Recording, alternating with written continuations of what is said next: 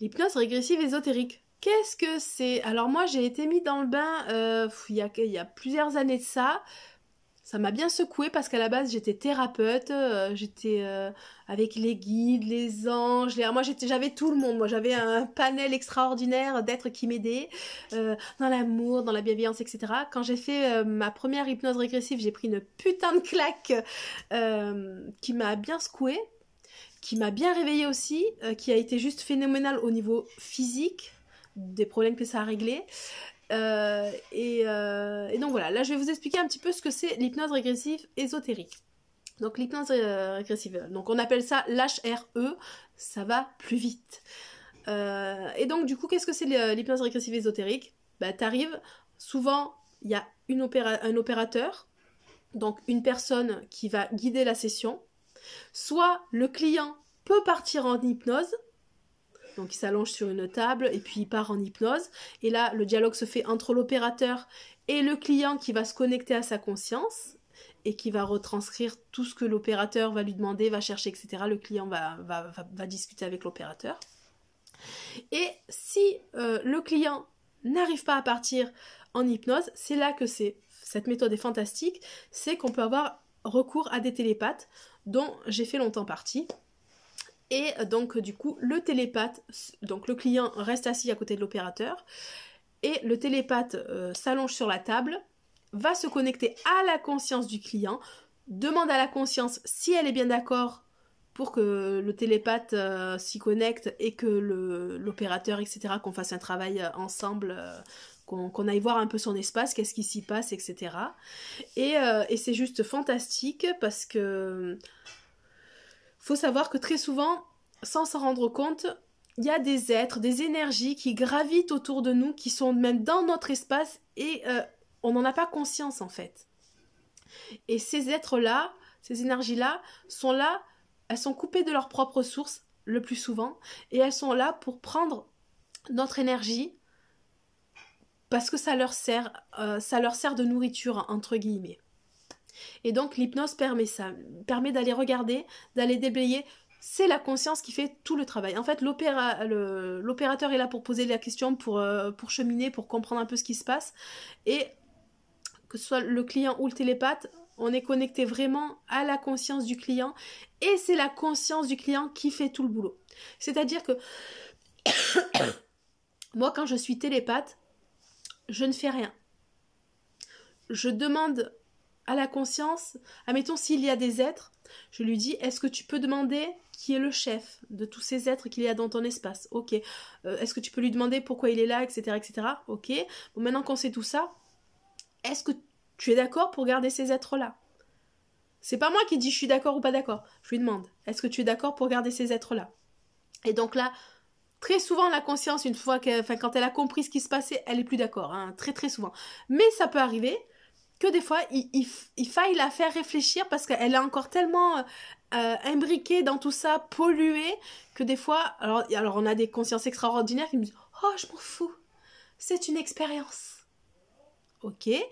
Mais très souvent, même on a une conscience d'amour comme ça qui dit « C'est une expérience pour ces êtres, j'aide ces êtres, etc. etc. » Quand on la fait cheminer et quand on la fait monter dans ses couches supérieures, très souvent, elle se rend compte que ah ben non, en fait, non, finalement, elle n'avait pas super envie de les garder, hein, les loustiques.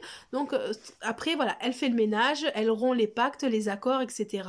S'il y avait des choses posées sur la personne, elle fait enlever tout ça. Mais voilà. Mais nous, en tant qu'opérateurs et télépathes, on n'est que les retranscripteurs. C'est pas nous qui décidons. Des fois, la conscience veut garder des trucs. On n'a pas le choix, enfin voilà, c'est elle qui voit, c'est sur elle, etc. Donc on ne peut pas agir contre leur gré, faut bien savoir ça. Donc voilà, si vous avez des questions là-dessus, n'hésitez pas. Moi, donc j'ai été télépathe, j'ai été opératrice aussi. Je n'en fais plus, j'en fais très très rarement. Pourquoi? Parce que je trouve que j'ai donné. J'ai bien donné pour ceux qui sont passés, qui ont travaillé avec moi. Ils savent à quel point, en fait, moi, je suis tellement... je me laisse tellement aller que moi les entités, je les laissais rentrer dans mon corps et on avait droit à l'exorciste.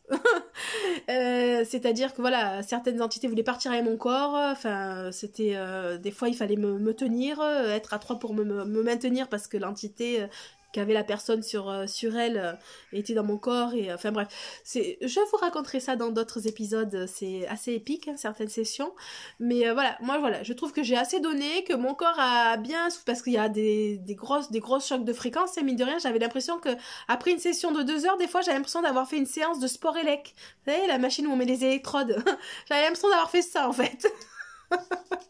Et donc je me suis dit voilà, j'ai formé même certaines personnes, certaines amies à l'hypnose, je leur ai retranscrit tout ce que je savais, etc., tout mon savoir. Il y a des personnes en qui j'ai confiance à 2000%, donc si vous avez besoin de passer par une hypnose, je vous donnerai leurs coordonnées parce que c'est des personnes juste fantastiques. Mais voilà, moi c'est très rare que je refasse de l'hypnose. En fait, je me suis dit, ok, l'hypnose c'est bien, mais c'est un outil. Et en fait, une fois que l'hypnose est finie, ça s'arrête pas là. La vie c'est encore la merde. Et moi je trouve qu'il faut réveiller même ceux qui ne sont pas, qui n'ont pas les moyens de faire de l'hypnose. Je pense qu'en fait, tous les gens lambda, s'ils se réveillaient à leur confiance en eux, à leur pouvoir intérieur, etc., et ben en fait, tout ce qui est énergie négative aurait beaucoup moins d'emprise sur eux.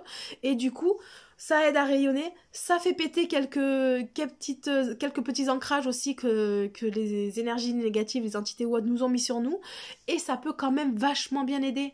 Ça, et puis aussi, je préfère aussi rester de ce côté-là parce qu'il y en a très peu qui aident pour les personnes après les sessions. Parce que beaucoup de gens se disent ça y est, j'ai fait mon hypnose, je suis sortie d'affaires, nickel, ça y est, ma vie va être un beau fleuve tranquille. Et en fait, très souvent, ils appellent les opérateurs, les télépathes en catastrophe au bout de 2 mois, 3 mois, 6 mois en disant ah, rien n'a changé, ou c'est pire, ou c'est moins pire, etc. Parce que des fois, on retourne dans nos travers sans en faire exprès et tac, on est rechopé. Donc, c'est pour ça aussi que je me suis dit, bon, écoute, il y a de plus en plus d'opératrices, de télépathes qui sont formées. Je pense que voilà, ma place, elle était ailleurs maintenant. Et j'ai d'autres choses à faire. Et je pense que voilà, j'ai vraiment, enfin depuis que je suis petite, de toute façon, je sens que je suis là pour réveiller. Et du coup, je me suis plus mis de ce côté-là de l'après-hypnose ou de l'éveil de conscience en général sur toutes les personnes lambda. Voilà, en tous les cas, si tu as des questions, quelles qu'elles soient, n'hésite pas, j'y répondrai avec grand plaisir. Sur ce, ben, à bientôt pour la suite.